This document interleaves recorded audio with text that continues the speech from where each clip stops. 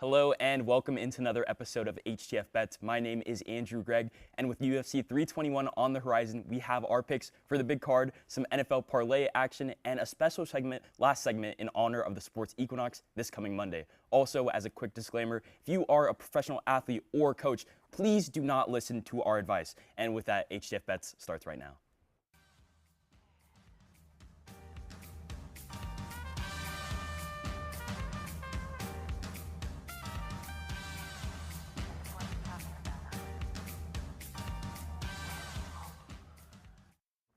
And like I mentioned in the start of the show, we have UFC, my favorite sport, because we wanted to get back at me for doing F1 last week. I think that's the case. Like we always have. To my left, Ben Huber. How are you doing today? I'm doing great. Ready to talk about some UFC. And off of the injured reserve, we have Diego Ortiz back from injury. How are you feeling today? Feeling a lot better. Obviously, if I didn't sprain my ankle so late on Wednesday like last week, I probably would have been able to come. So sorry about that, but I'm here now. So. Well, we've returned on one of your favorite sports as well, so UFC. I wanted to start off with the UFC expert here, Ben Huber. Give us kind of the rundown on just Tom Aspinall in general, how he got to the belt, and what you like for this fight. Yeah, I mean, Tom Aspinall's rise to championship is a bit interesting. He's supposed to fight John Jones, right? That's the fight we all wanted. But it's not going to happen because John Jones was ducking Tom Aspinall, unfortunately. We all wanted to see this fight. It's a super fight. One of the best ever versus the most deserving contender right now, the guy who has the belt. And Tom Aspinall did the most unusual thing. He defended the interim championship belt when Tom Aspinall went and fought old Stipe Miocic and destroyed him. And then afterwards, we all knew what was going to happen. No, Tom Aspinall was going to fight John Jones, right? No. John Jones wants to go and retire. Now, Tom Aspinall gets to fight Ciryl Gane, the most deserving contender, a guy that John Jones already beat. So it's going to be interesting to see how Tom Aspinall stacks up to him. I like their styles going against each other. I think Ciryl Gane is really good on the feet, but when he gets taken to the ground, he doesn't do too well. I think Tom Aspinall is going to expose him and really destroy him. And your pick for that fight would be? Tom Aspinall, by round one finish. Okay. So the reason why I went after him is because I have a little bit of a conflicting pick. I have this fight to go over 1.5 rounds, which is completely the opposite of it being a round one finish. I just think that Ciryl Gane he's an experienced fighter. He's been in the UFC for years now. He's had plenty of big fights over the course of his career. I think that he at least gets it past round one. Do I think he gets it any farther than round two? I don't know if I'll go that far. I definitely think Tom Aspinall is going to win the fight, but for what it's worth, I think Ciryl Gane will at least make it a sort of fight. Diego, any thoughts on that? No, yeah, I mean, I don't really agree, but I do have Tom Aspinall winning. And I just have him for the money line straight up at minus 400 right now. And look, I think Gane moves really quick on his feet, but I also think Tom Aspinall does as well. And I think that what's going to stand Aspinall out in this fight is just his knockout power. And ultimately, I think that's just how he's going to win. Okay, so you've heard from the desk, right? But we bring in two of our favorite UFC experts here at Hitting the Field Network. We have Anya Gary Batchley and Natalie Bermudez. How are you guys doing today? And what are you guys' thoughts on the Tom Aspinall fight? What do you think is going to happen? What are your picks for it? I mean, it's great to be back to talk about UFC. How do you feel, Natalie? I feel amazing. I'm excited to talk about UFC 321, and yeah, I'm just excited to talk about these fights. Yeah, and I know for myself, the bet that I have is that Tom Aspinall is going to win by knockout. I do also agree that it will happen in the first round, but I just put my bet at 115 by knockout from Tom Aspinall. For reference, his average fight time is 2 minutes, 2 seconds, so I think it's going to happen in the first round, but I can also see him finishing with submission. This guy has 100% takedown accuracy, and he goes at least once per fight to do a takedown. So I think it's more likely knockout, just because, Natalie, we were talking about this. You mentioned that he has like no film on him. Exactly. Because of this. Exactly. Every one of his opponents has nothing to study on him because his fight time is so incredibly short. Almost all first round finishes, and I believe that he's going to win. I have the same bet as Anya here, and I think he's going to get that first round finish, either sub or knockout. I think it's going to be knockout, but he can go both ways. He's very skilled in both areas, grappling and striking. But I believe that Tom Aspinall will win, even though Ciryl Gane, yeah, he went against John Jones but got subbed in the first round. But yeah, I do believe Tom Aspinall is going to win this fight. If he would have fought John Jones, it would have been a great fight, but this is a great fight as well. feel like the consensus here is that Tom Aspinall is just a level above Cyril Gane. Unfortunately for Cyril Gane, who is the contender in this fight, I think that just everybody is on the same page. Aspinall's minus 400, so just in general for him to win, it's almost a given. Cyril Gane definitely.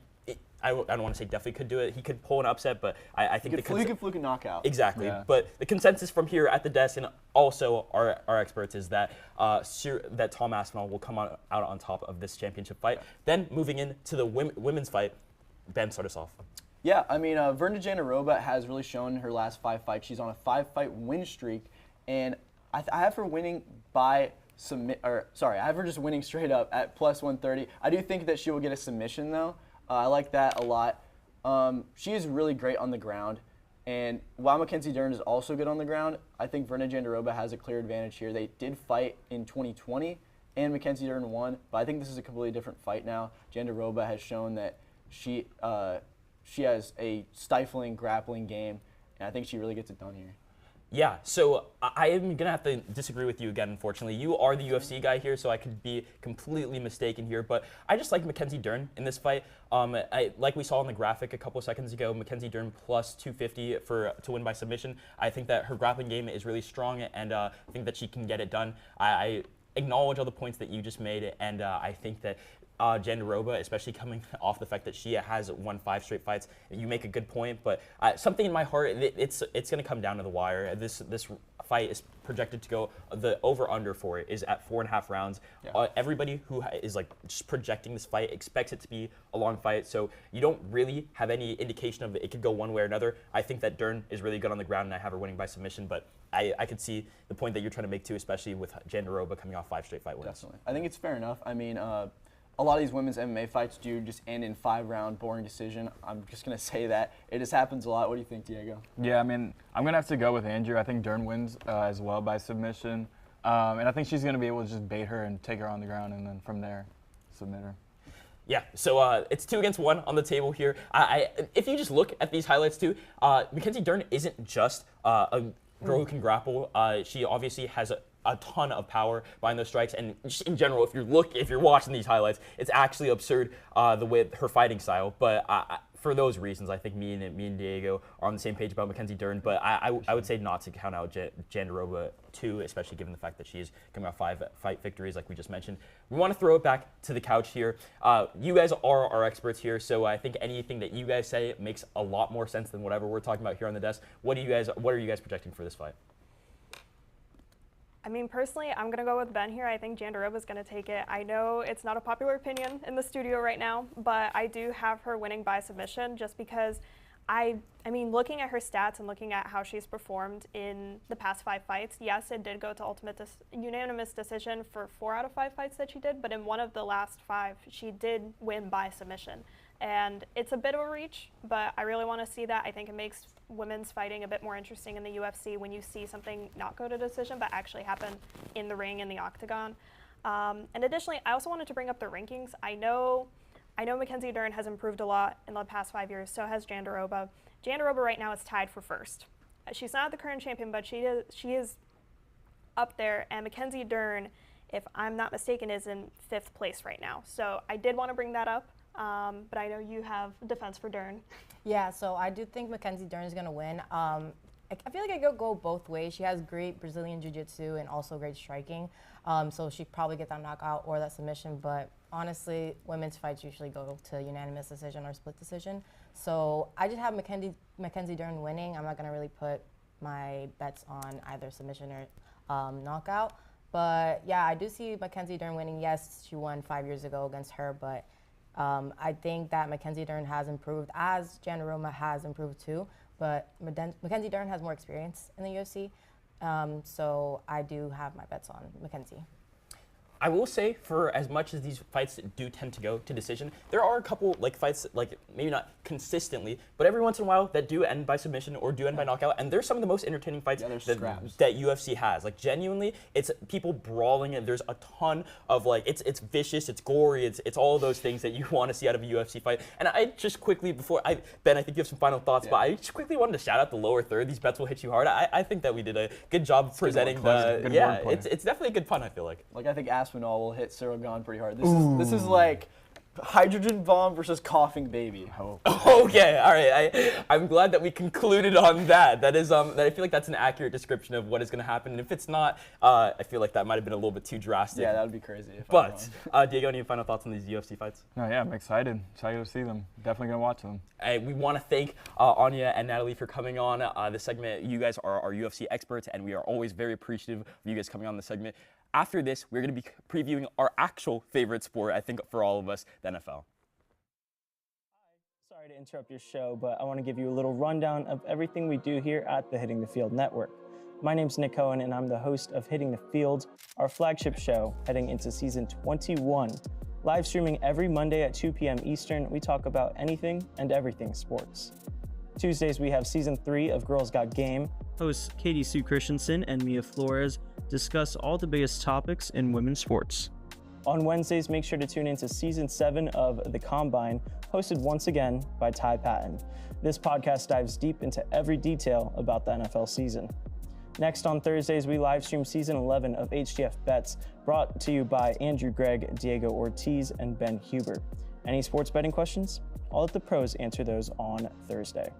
Then TGIF, because we have new episodes of season 9 of Nighttime, hosted again by Matthew Bracker and Kathleen Moore. Nighttime keeps you up to date on all UCF and collegiate sports. Penultimately, Edgar Rodriguez and Patrick De Leon are back for season 2 of HTFC. Soccer is a year-round sport, so make sure not to miss HTFC.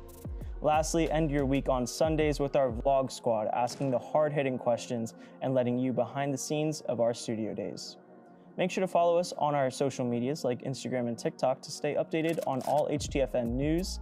Remember to subscribe to the Hitting the Field Network on YouTube, leave a like and comment, and with that, I think we're ready for your next segment. I've been Nick Cohen, and enjoy the rest of your show. And welcome back. Like I mentioned in the preview last segment, we are moving on to the NFL.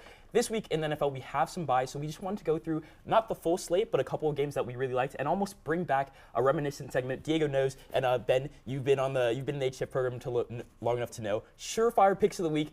We put our own spin-off on it, and now we are doing it as our own, essentially, NFL segment, where we're going to choose a parlay. Each of them are 3 legs, and I will start off with the Patriots and the Browns. This weekend, the Patriots are just rolling into this game as a 5-2 team, one of the best teams in the AFC. The Browns had a game against the Miami Dolphins, which was essentially a bye week, and they got to essentially put some practice squad players in the game by the end of it. But Patriots minus 6.5 is the first leg of this parlay that I really, really like. And then it goes to the under 40.5 total points, and then under 20.5 Drake May passing yards. I think that all these bets are relatively locks. Patriots minus 6.5, just because I think that they are a completely better team than the Browns. I think that the Browns showed some class in the Dolphins win, but the Patriots are a level above not only the Dolphins, but then also the Browns. So winning by a touchdown, I think, is completely plausible. And the under 40.5 total points, I think that the Patriots defense and the Browns defense are 2 of the best in the league. Maybe to a lesser extent the Patriots defense, but the Browns with Myles Garrett and just that whole Mason Graham, the whole pass rush and the secondary, they're a very good team on defense. So I don't think that they'll let up too many points, but I also don't think that they'll score too many points. And then on that game script, I think that Drake May won't have to pass the ball all that much. They'll get up big early, and then they just won't have to use Drake May's passing attack. I don't think that he'll need to throw 30 times to win this football game. Any thoughts on this pick, guys? No, yeah, I mean, I like it. I think the Patriots are playing really well, and then obviously not having, Bryce Young. Sorry, that's for the Panthers. Sorry. The Browns don't have a quarterback either. I mean, Joe Flacco. I don't think. Or Dylan Gabriel, exactly. Sorry. No, you're good. That's really bad. But I like goes to show. Yeah, my bad. Sorry. But the Patriots are playing really well offensively, and I think the Drake May, the under 28.5 passing attempts, I like that a lot because I think they'll just get out early and then just run the ball in the second half. Yeah, so I can't blame you for either of those mistakes because there just is not a lot of reason to watch Browns football this year. Yeah. Ben, any thoughts on the pick? Yeah, I mean, I like this a lot. I think the Patriots will definitely win by a pretty clean margin. The under in points, I do like that. The Browns, only thing they have going for them is their defense. So I think keeping the under 40.5 total points will kind of be their goal for the game, really. I think that's the only thing they're going to be able to do. And then Drake May, under 28.5 passing attempts. I mean, I like that too. I think they're probably going to run the ball a lot. I mean, the Patriots running backs aren't great, but Drake May might scramble a little bit. I don't think they're going to really be throwing the ball that much this game. Yeah. And with that, we welcome in Francisco Vera, our very special guest for this segment. Usually on Surefire Picks of the Week, we keep it in-house on the desk, but we are moving on to a guest. What is your pick for this week's NFL games, and why is it going to make me super sad? So I am siding with the Dolphins on the Dolphins versus Falcons game. However, I did not pick the spread because the Dolphins won't cover the spread, if we're being honest. They are 3-4 against the spread this season, so I'm just not going to pick that. For the first pick, I do want to go with Tua Tagovailoa over an interception. He's thrown 6 in the last 2 games, and he has 10 total in these past 7 games, so I think he's bound to get one over there. The second pick, I had Jalen Waddle over 63.5 receiving yards. He's averaging 57.9 receiving yards per game. He's hit over 63.5 3 times this season. But then we get into the specifics with the Falcons defense. They've only allowed a receiver to hit over 63.5 in 3 games out of the 6 they've played. But let's be honest here, the Dolphins are kind of shopping their talent. They're 2 pretty much talents that they do have on the team, which are Jalen Waddle and Devon Achane. I think that if they want to make them look good, if perhaps they want to trade them, I think they have to target Jalen Waddle more, so I definitely think that the over will hit on this one. And then for the last leg, I do have Devon Achane touchdown anytime. He's had 6 total touchdowns this season, so obviously like I said, if the Dolphins want to keep on showing that these talents are still playing well regardless of the disaster that they have around them, and they want to show that these players do have trade value, get it as much picks or talent as possible in return if they were to trade them, I think that they have to include Devon Achane as well, so I think he's going for another touchdown today as well. Yeah, so if it wasn't able to be picked up on the mic, as Francisco was talking about Tua Tagovailoa, Diego audibly said "Jesus," which is about the state in which I feel as a Dolphins fan. It is a bad state for the passing offense. I think that realistically an interception is very likely here, and then getting the ball to our top talents in Devon Achane and Jalen Waddle makes a lot of sense. I want to quickly move on to Diego. You can start us off with your pick. Yeah, so for my pick, I'm going with the Bills at Panthers game. Right now, the Bills -7, that's sitting at -120. Then I also have Josh Allen over 280 passing yards, that's sitting at +326. Tedroa McMillan, 5+ receptions right now, that's at -104. And then the total odds for this parlay, +1,300. You can get a bag off of this parlay. But with Buffalo, no Bryce Young, I don't think he's going to be able to play this week. So the Bills -7, I think that's going to be an easy win for them, easy bet. I think they'll be able to cover. Obviously, we know how explosive their offense is. Even though they're, kind of struggling lately, I think they'll pick it up.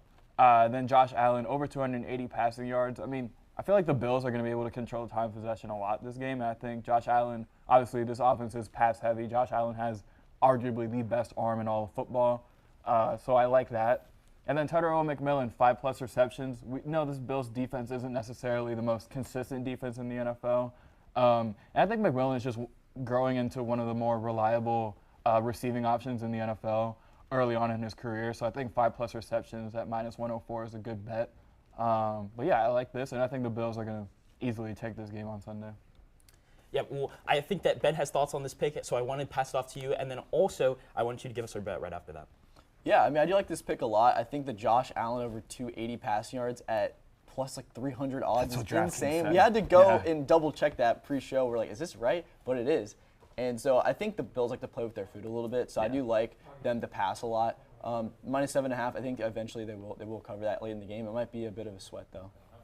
So yeah, and then for my bet though, I do have the Packers versus Steelers. I got the Packers money line at -180. I think the Packers are the much better team here. I'm sorry, Augie, but I think the Steelers are one of the more fraudulent teams in the NFL. I was saying this even before the Bengals game. And then I have Josh Jacobs, anytime touchdown at -190. This is a pretty safe bet every game. He hits this in pretty much every game. I like this a lot.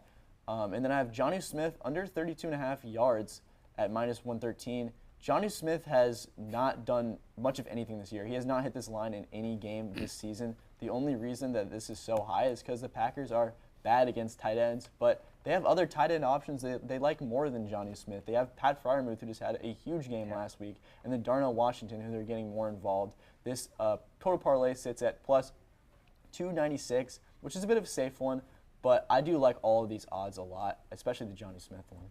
Okay, Francisco, I want to pitch it back to you just for a quick second. You've heard all three of our bets. Is there anything that stands out to you that you really like a lot, or just any parlay that you think is going to hit more than another one? If you want to say mine, I don't blame you.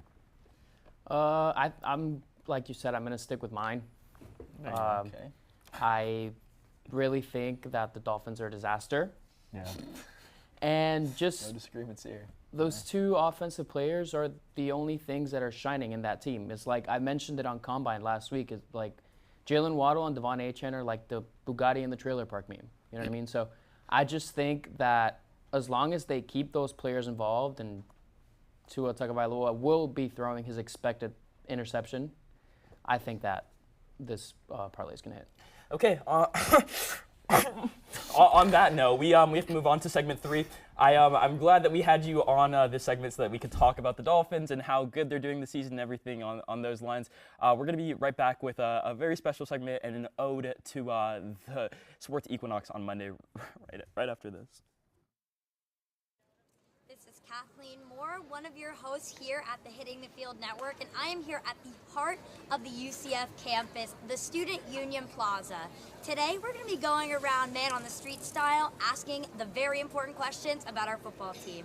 So UNC in just a couple days' time, give me your truthful, honest take on Bill Belichick. He's good at NFL, but I mean, college he doesn't look so good so far. I think he honestly really lucked out with Tom Brady. I remember watching him when I grew up. 6-time Super Bowl champion with the Patriots. The real question is with no Tom Brady, is he still as great as he is? I think that his team, though, he has not a lot to work with. College football, he's not ready. NIL, not ready. He is not ready to perform in the college landscape. And Scott Frost, okay, Nebraska didn't do great. That's fine. I get it. Okay. Come back home. Come back to UCF. This is where we're going to perform. Yeah. This is where we're going to do it. $1 million question, ready? Will UCF make a bowl game this year? Yes. I don't know, maybe. We need to. I feel like as the fan base, we need to, especially to support Scott Frost, get everybody behind Scott Frost. That's what's going to be needed. For sure. I mean, we play some pretty bad teams. I think we definitely will. There's going to be games like this and like the Jack State game where it's going to be close and like whoever wants it more is going to get it. We want you guys to win. I like to say that UCF is the diamond in the rough university. Be the diamond in the rough and show everybody that you are the diamond. Well, everyone, as you can see, we have some pretty elite ball knowers here on the UCF campus, don't we, Edgar? Yes, we do, and they're all excited not just for this week's game, but also for the whole rest of the season. So make sure you stay tuned, not just to nighttime, not just to HTFC, but to all 6 shows on the Hitting the Field YouTube channel. And be sure to check out our Instagram and our TikToks. Go Knights! Charge on! What's up, guys? I'm Augie again. I'm back with Bizarre Bets. Look, guys, a lot of stuff has happened today. We all know it. If you woke up and follow Shams on social media, a lot of stuff has happened. ESPN sent out a notification literally during the middle of the first segment. Guys, please bet responsibly, okay? Bet what you can afford to lose. That's the biggest thing that any of us could ever say. That's when trouble happens, when you get involved betting too much, and now you got to do bad things. Now, granted, I don't play in the NBA. So I think I don't have any inside information to give out. But let's not, just in case you do play in the NBA or some kind of league, bet what you can afford to lose, okay? But look, Bizarre Bets has been on a roll. We went 2-1 again last week. Cricket parlay hit. Of course it hit. Why? Because I picked it. Let's see, darts, that also hit. Now, Conquer, that did not hit. Now, the only reason I picked that guy was because he cheated. Wow. But he didn't cheat this year, apparently. That's why he lost. But look, we're going to get into our segment for this week. We got a special one for you guys. As you can see, we have one of my favorite apps in the world, DraftKings, right here. We're going to build, in honor of the Sports Equinox, a parlay for you guys. I'm going to start off with my picks first. Everybody at the panel is going to, the 3 hosts are going to have 2 picks to pitch to myself, and we're going to build a parlay, 4-leg parlay in honor of each sport. So I got the baseball. I'm the baseball guy here at HTF. Game 1 is tomorrow. Blake Snell is on the mound for the Dodgers. He has struck out 10 batters last game, and the previous 2 starts, 9. So his strikeout line sitting at 6.5. Slam the over, guys. Slam the over. He has been lights out this postseason, pitching to a .87 ERA. Over, the line is 6.5, like I said, plus 110. But also, Dodgers money line looking nice too. Guys, what do you think? Yeah. So I think both of those look pretty good, right? Either Blake Snell over 6.5 strikeouts, which is a line that he's hit every single game that he's played in the postseason, and Dodgers money line. Like that you guys said in a main show segment earlier this week, it was the race to second place for the Mariners and the Blue Jays. The Dodgers are probably going to win the World Series. I think they're minus 200 odds to win the series and to just take it home for a back-to-back year. They have Shohei Ohtani, they have Mookie Betts, they have a ton of guys. There's a laundry list of guys that you can put on this roster. Blake Snell, obviously, starting on the mound tonight. I don't think that the Dodgers will have any gripe or like any problems with this Blue Jays team. So either their money line or 6.5 strikeouts should look pretty good today. Yeah, I mean, I agree. I think the one thing with the World Series is that if there's any team from the American League that can beat the Dodgers, I do think it's Toronto. I just think they match up better, but we'll see. Now, the first 2 games are in Toronto. That does make a difference as far as betting odds go, as the Dodgers are still the favorite, though. But which pick do you guys like better? The strikeouts. What do you think? I think we're strikeouts. I'd say the money line. Right? That was the money line. I'd say the money line is more likely. I like both of them pretty equally. Okay. All right. Let's go money line here just for a little bit of a safer bet. So let's I'm all good with money line. Strikeout odds. And you never know what's going on. Like we've seen all this stuff with the NBA today. Maybe I doubt Blake Snell's throwing games, but you never know. Okay. Well, moving on into the NHL, which is my 2 picks for this segment. I either have the Lightning minus 1.5, which they only have 1 win out of their first 6 games this season. I think Lightning fans would be quick to tell you that there's a lot of stuff going on with this team, but I just think that they are significantly better with the Blackhawks. They just have so many players that are getting shots on goal, but they're not like falling into the net. So I think that the Lightning are able to come out in this game, dominate, and win by at least 2 goals. And then I also have the Panthers money line, which sits at minus 200. It's either or, but I think the Panthers are back to their winning ways. They were able to beat the Bruins the other day off of essentially a fluke win, but still, we'll take it. They're 4-4 on the season, and I think that they get another one here in regulation time, whatever you want to pick. But Panthers money line is my pick for the NHL side of this. Any thoughts, guys? And then we'll pitch it back to Augie. Yeah, I mean the Panthers are back-to-back champs. I think this is a great bet to place. I mean I think they're back. Let's do it.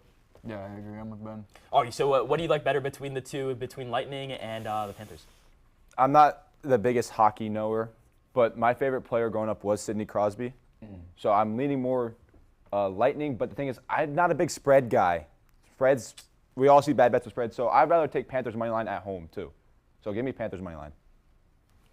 Alrighty, so moving into NBA, what do we have, Diego? Yeah, so for my picks are 2 games that are happening tomorrow. One is the Hawks at Magic. Give me the Hawks plus 5.5. I think Orlando looked a little shaky last night. Obviously, they got the win over the Heat, but they turned the ball over a lot, especially in the third quarter. Thought Desmond Bane kind of got out of control a little bit in that third quarter as well. So give me the Hawks. I think they have a really good defense and a good offense as well. And then also tomorrow, Knicks, Celtics. Give me the Knicks money line right now at minus 285. I think the Knicks obviously are going to be pretty good. Celtics, no Jason Tatum. They're just coming off a loss too, where VJ Edgecombe dropped 34 points on them in his NBA debut. Give me the Knicks. Yeah, out of those 2 picks, I'm a Magic hater, so I would have to go with the Hawks plus 5.5. That would be my personal one. Ben, what are you thinking? Rock with the Magic, man. Come on. Well, the Magic isn't an option. It's not an option. No, it's Hawks Hawks plus plus 5.5. Well, I'm not rocking with the Hawks then. Okay, well, great. We'll pitch it back to Augie. What do you think?